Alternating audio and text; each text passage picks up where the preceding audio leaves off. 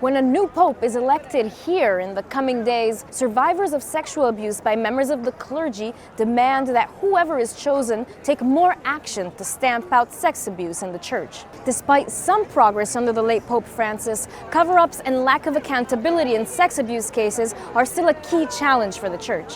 It's so widespread, it's so accommodated to, it's so integrated into just how things are. So what are survivors asking for? They are hoping that the upcoming conclave, the gathering of cardinals set to elect the new pope, will choose someone who will introduce a zero-tolerance law.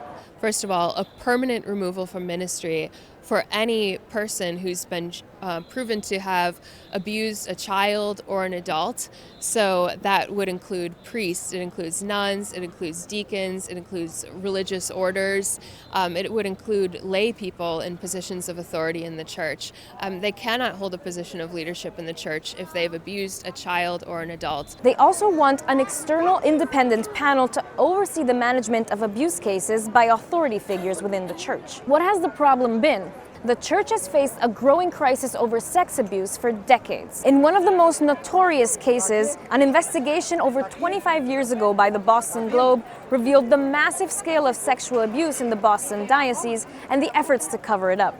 And since then, independent inquiries have found that hundreds of thousands of children and adults may have been abused by priests or members of the clergy. Cases have emerged all around the world, from Ireland to Chile to Australia. So how did Pope Francis deal with it? He set out to tackle the problem by creating a commission on sexual abuse to provide advice to the church on prevention and best practices. He also introduced a law requiring all church staff to report suspected cases to their superiors, and he abolished the use of the Vatican's highest level of secrecy, also known as the pontifical secret, for cases of sexual abuse. But critics say these measures didn't deliver any tangible results. His commission quickly lost influence, and its most impactful recommendation, a tribunal to judge bishops who covered up sexual abuse cases, was never implemented.